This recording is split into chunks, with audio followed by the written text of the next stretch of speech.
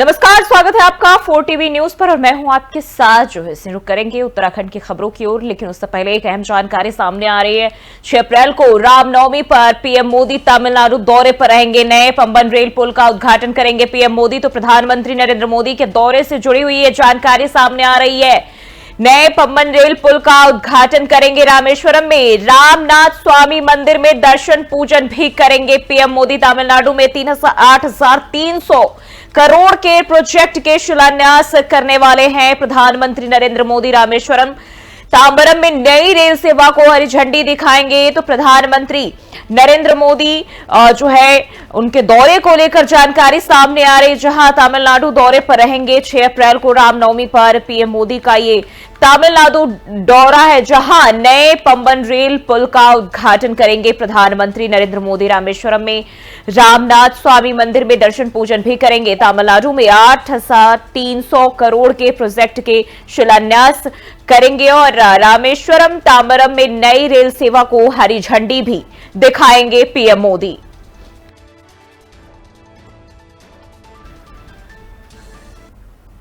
बढ़ते हैं आगे। अब हरिद्वार से जानकारी आपको बता दें। हरिद्वार दौरे पर मुख्यमंत्री पुष्कर सिंह धामी कबड्डी चैंपियनशिप समापन कार्यक्रम में शामिल होंगे। रोशनाबाद स्थित वंदना कटारिया स्टेडियम में इस कार्यक्रम का आयोजन हो रहा है, जहां शाम को 4:20 पर हरिद्वार मुख्यमंत्री पुष्कर सिंह धामी पहुंचेंगे और मुख्यमंत्री के आगमन को लेकर सुरक्षा के कड़े इंतजाम किए गए हैं। प्रशासन और पुलिस के द्वारा सुरक्षा के पुख्ता इंतजाम किए गए। आपको बता दें, इस कार्यक्रम में बड़ी संख्या में जो खिलाड़ी है और वो लोग हिस्सा ले रहे हैं और इसी के साथ कई गणमान्य लोग भी इस दौरान कार्यक्रम के दौरान मौजूद रहेंगे।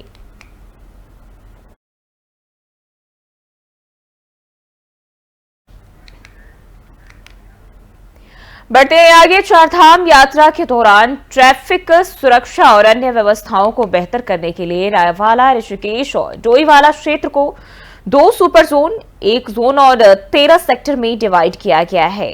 सुपर जोन की जिम्मेदारी सीओ रैंक के अधिकारियों पर रहेगी, जबकि जोन की जिम्मेदारी इंस्पेक्टर रैंक के अधिकारी संभालेंगे। इसके अलावा सब इंस्पेक्टर्स को सेक्टर प्रभारी की जिम्मेदारी मिलेगी। सभी सेक्टर्स में पुलिस की मोबाइल गश्त और बाइक गश्त जो है वो जारी रहेगी। खास बात यह है कि इस बार 25 अप्रैल से यात्रा मार्ग और डायवर्जन रूट पर पुलिस की तैनाती देखने को मिलेगी। यात्रियों की सुविधा के लिए साइन और डायवर्जन बोर्ड भी 30 अप्रैल से पहले लगाए जाएंगे। ऋषिकेश कोतवाली का निरीक्षण करने पहुंचे पुलिस कप्तान अजय सिंह ने एसपी देहात जया बलोनी की मौजूदगी में यह अहम जानकारी दी है, जिसमें उन्होंने बताया कि यात्री वाहनों की सुरक्षा के लिए होने वाले डायवर्जन रूट को गूगल मैप सही तरीके से दिखाए। इसके लिए पुलिस गूगल से संपर्क कर रही है और उन्होंने ट्रैफिक को सुचारू रूप से चलाने के लिए व्यापारियों से अतिक्रमण हटाने और नो पार्किंग नहीं करने के लिए सहयोग मांगा है। देखिए, पुलिस के स्तर से जो तैयारियां होती हैं उसमें हमारा जो फोर्स का इस बार जो डिप्लॉयमेंट है वो करीब 5 दिन पहले यात्रा शुरू होने से पहले आ जाए यहाँ पर। और 13 जो हमारे जो सेक्टर्स बनाए गए हैं जिसमें कि ज़्यादा बड़ा एरिया ना हो, जिससे हमारे प्रभारी कोशिश की गई है कि इसमें इंस्पेक्टर रैंक के हम अपने ऑफिस कार्यालय अन्य जगहों से दें, इंस्पेक्टर या इंस्पेक्टर रैंक के प्रभारी रहें। उसमें एक मोबाइल का पार्टी जो 2 व्हीलर की बात कही गई कि जिससे अटेंड हो जाते हैं तुरंत ऐसी भीड़ को, वो 13 गाड़ियों की डिमांड है वो यहाँ पर उपलब्ध कराई जाएगी, जिससे कि 13 सेक्टर्स में वो यूज़ भी रहे। बाकी कर्मचारियों के लिए जो भी आवश्यकता है, साइन बोर्ड्स कहाँ लगने हैं, डायवर्जन बोर्ड्स कहाँ लगने हैं। अतिक्रमण भी एक समस्या है कि बहुत सारे यात्री आते हैं और अतिक्रमण के कारण भी यातायात जाम होता है, तो उसको भी देखते हुए अतिक्रमण अभियान को धीरे धीरे प्रारंभ करना, व्यापारियों को कॉन्फिडेंस में लेकर उनको कितनी बड़ी यात्रा है उसमें सहयोग करें। देखिए, पुलिस के स्तर से जो तैयारियां होती हैं उसमें हमारा जो फोर्स का इस बार और वहीं उत्तराखंड में चारधाम की यात्रा पर हर कोई आना चाहता है, लेकिन कई बार लोग स्वास्थ्य कारणों या फिर अन्य किसी कारण से धामों के दर्शन नहीं करने आ पाते हैं और ऐसे लोगों के लिए केदारनाथ और बद्रीनाथ धाम में ऑनलाइन पूजा की व्यवस्था भी संचालित की जा रही है। ऐसे में इच्छुक श्रद्धालु अपने नाम से इन दोनों धामों में पूजा अर्चना करवा सकते हैं। केदारनाथ और बद्रीनाथ धाम में ऑनलाइन पूजा की सुविधा शुरू होने के बाद से साल दर साल ऑनलाइन पूजा करवाकर पुण्य हासिल करने वाले श्रद्धालुओं की संख्या लगातार बढ़ती जा रही है। हर साल लाखों की संख्या में श्रद्धालु उत्तराखंड चार धाम यात्रा पर आते हैं। ऐसे में केदारनाथ धाम और बद्रीनाथ धाम में ऑनलाइन अपने नाम से पूजा कराए जाने की प्रक्रिया कपाट खुलने के बाद शुरू हो जाएगी, लेकिन ऑनलाइन पूजा कराए जाने से संबंधित रजिस्ट्रेशन की प्रक्रिया 10 अप्रैल से शुरू होने जा रही है। ऐसे में जो श्रद्धालु घर बैठे केदारनाथ धाम और बद्रीनाथ धाम में अपने नाम से पूजा करवाना चाहते हैं, वह श्रद्धालु बद्री केदार मंदिर समिति की वेबसाइट पर बनाई गई है और जिस पर जाकर ऑनलाइन बुकिंग भी करवा सकते हैं। ऑनलाइन पूजा करवाने वाले लोगों के नाम से न सिर्फ पूजा की जाती है, बल्कि उन श्रद्धालुओं को उनके एड्रेस पर केदारनाथ और बद्रीनाथ धाम का अटका बांधन भी प्रसाद भेजा जाता है। जल्द श्रद्धालुओं को मिले, इसके लिए इस बार कुरियर सर्विस के जरिए प्रसाद भेजा जाएगा। देखिए, ऑनलाइन की हम लोग 10 अप्रैल को खोल रहे हैं। ऑनलाइन की जो पूजा है, ऑनलाइन पूजा हम 10 अप्रैल को खोल देंगे। और देखिए, कई लोग की श्रद्धा होती है, वो लोग नहीं आ पाते हैं, तो हर व्यक्ति की अभिव्यक्ति और आस्था होती है ईश्वर के प्रति, तो वो सोचते हैं कि अगर हम स्वयं उपस्थित हो पाए, कम से कम अपनी ऑनलाइन ही अपनी उपस्थिति दर्ज कराएं। तो इसमें बहुत सारे आते हैं, और चाहे बद्रीनाथ हो चाहे केदारनाथ में काफ़ी डिमांड रहती है, और हम कोशिश करते हैं सबको ऑनलाइन उपलब्ध हो जाए, मैक्सिमम रहता है हमारा। लेकिन होता क्या कि ऑफलाइन की संख्या अधिक होती है, तो हमें उसको कम रखना पड़ता है, इसलिए ऑनलाइन को। देखिए, ऑनलाइन की हम लोग 10 अप्रैल को खोल रहे हैं। ऑनलाइन की जो पूजा है, ऑनलाइन पूजा हम 10 अप्रैल को खोल देंगे। और देखिए, कई लोग की श्रद्धा होती है, वो लोग नहीं आ पाते हैं, तो हर व्यक्ति की अभिव्यक्ति और आस्था होती है ईश्वर के प्रति, तो वो सोचते हैं कि अगर हम स्वयं उपस्थित हो पाए, कम से कम अपनी ऑनलाइन ही अपनी उपस्थिति दर्ज कराएं। तो इसमें बहुत सारे आते हैं, और चाहे बद्रीनाथ हो चाहे केदारनाथ में काफ़ी डिमांड रहती है, और हम कोशिश करते हैं सबको ऑनलाइन उपलब्ध हो जाए, मैक्सिमम रहता है हमारा। लेकिन होता क्या कि ऑफलाइन की संख्या अधिक होती है, तो हमें उसको कम रखना पड़ता है, इसलिए ऑनलाइन को। देखिए, ऑनलाइन की हम लोग 10 अप्रैल को खोल रहे हैं। ऑनलाइन की जो पूजा है, ऑनलाइन पूजा हम 10 अप्रैल। और देहरादून के मियांवाला को रामजी वाला बनाए जाने पर स्थानीय राजपूत समाज जो है काफी नाराज है। उन्होंने मुख्यमंत्री को ज्ञापन भेजकर मुख्यमंत्री से नाम मियांवाला वापस कराने की मांग की है। आपको बता दें कि उत्तराखंड की धामी सरकार ने हाल ही में प्रदेश के 17 स्थानों के नाम बदले हैं। दरअसल देहरादून के मियांवाला का नाम बदलने पर स्थानीय निवासी राजपूत समुदाय लगातार इसका विरोध कर रहे हैं। उनका कहना है कि यह नाम उनके पूर्वजों के सम्मान में दिया गया था, जिसे सरकार ने मुस्लिम का मियां समझकर बदल दिया है। स्थानीय लोगों ने जिलाधिकारी सविन बंसल के जरिए मुख्यमंत्री पुष्कर सिंह धामी तक अपनी बात पहुंचाई है।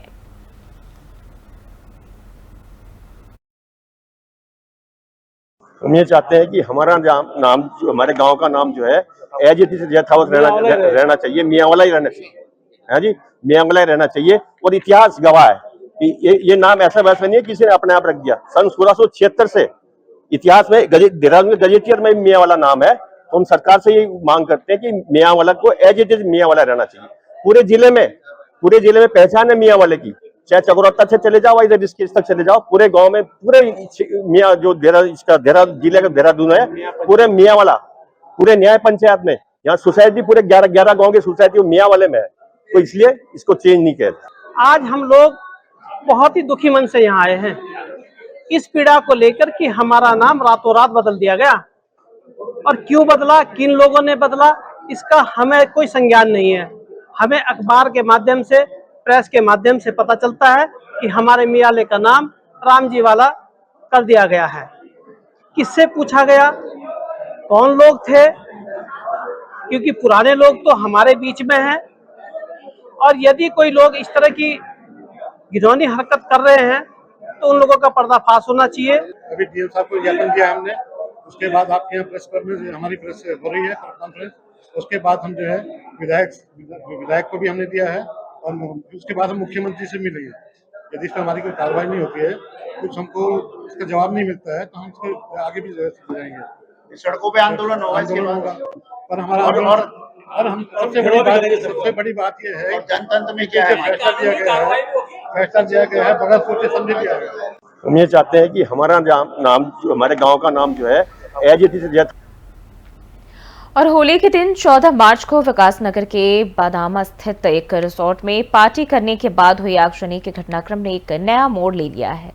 रिसोर्ट के मालिक के द्वारा ही शपथ पत्र देकर स्पष्टीकरण दिया गया है कि रिसोर्ट में आग किसी दूसरे ने नहीं लगाई, बल्कि वो आग शॉर्ट सर्किट के कारण अपने आप ही लग गई।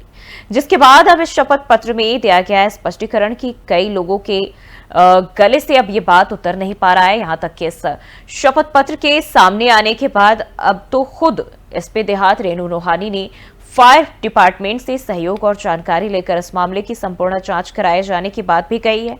उन्होंने स्पष्ट किया कि इस पूरे मामले की जांच करवाकर ये पता लगाने का प्रयास किया जाएगा कि आगजनी की घटना की सच्चाई आखिर क्या है। और इसी खबर पर ज्यादा जानकारी के साथ अनिल दुबे हमारे संवाददाता हमारे साथ विकासनगर से जुड़ चुके हैं। अनिल, जिस तरीके से देखे पहले जब ये आग लगने की घटना सामने आई थी उस समय जो बयान दिए गए थे वो कुछ और, लेकिन अब जो है बयान बदल दिए गए हैं, क्या कुछ जानकारी इसको लेकर? जी जूही जी, जैसे कि आपको बता दें कि 14 मार्च होली के दिन आनंद वाटिका एक रिजॉर्ट है जो कि ग्राम पंचायत बदामावाला में पड़ता है, उसमें अचानक आग लग गई थी। वहीं उस समय मामला यह सामने आया था कि दो पक्षों में आपस में लड़ाई झगड़ा हुआ था और उसके बाद जो रिजॉर्ट के स्वामी हैं राहुल सतिया जी, उनके द्वारा एक तहरीर कोतवाली में दी गई थी 40-50 लोगों के विरुद्ध, जिसमें पुलिस के द्वारा मुकदमा दर्ज कर लिया गया था और 3 लोगों को गिरफ्तार कर जेल भेज दिया गया था।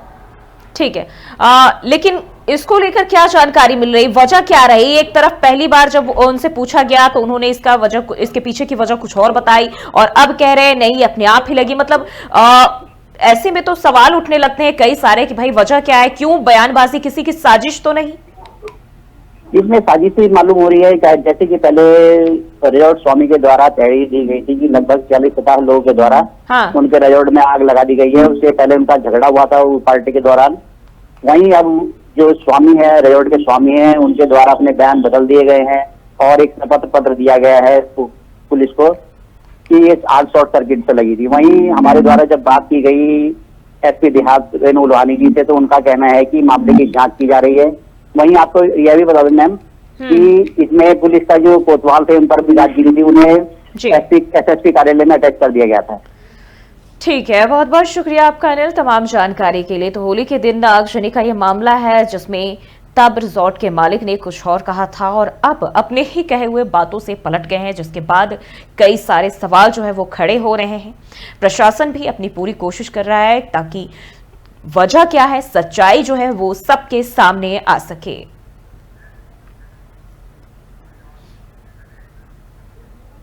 बढ़ते आगे, पहाड़ों की रानी मसूरी में कुछ क्षेत्रों में हो रहे भूधसाव और भविष्य में आपदा को देखते हुए उनकी सुरक्षा के लिए एनडीएमए यानी कि राष्ट्रीय आपदा प्रबंधन प्राधिकरण की ओर से नगर के सभी भवनों का वैज्ञानिक तरीके से सर्वे किया जा रहा है।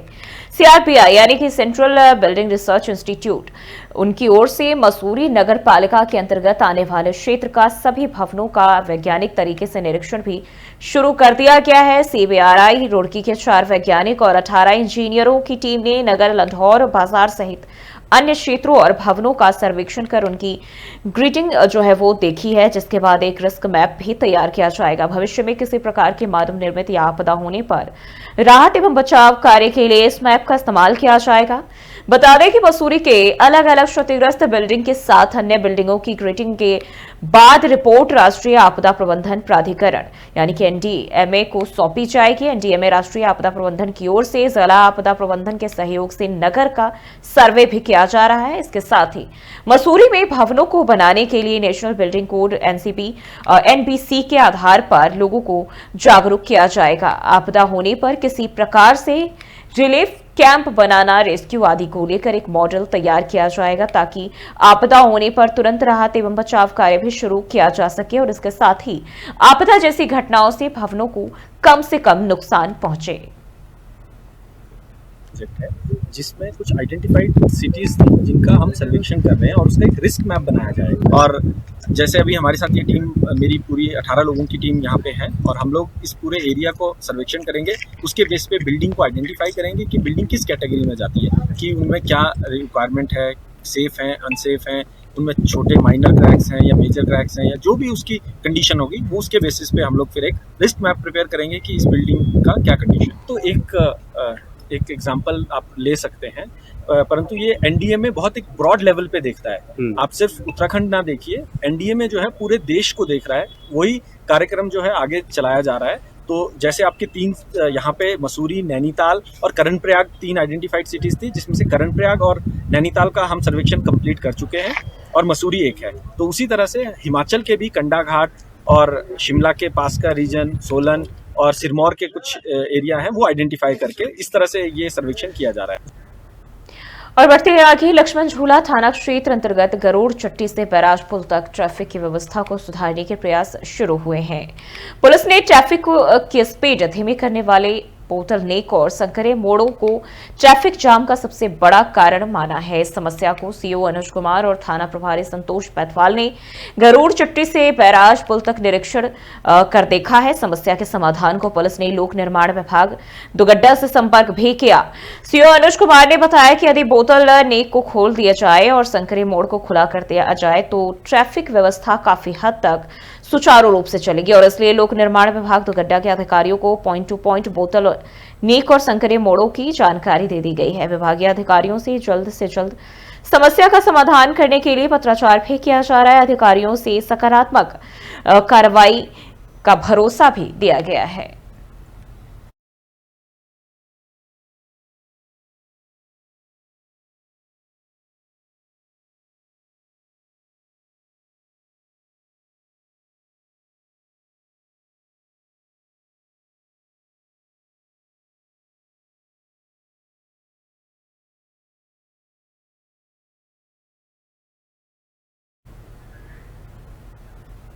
तो फिलहाल के लिए इस बुलेटिन बस इतना ही। देश और दुनिया की तमाम खबरों के लिए देखते रहिए 4 टीवी न्यूज।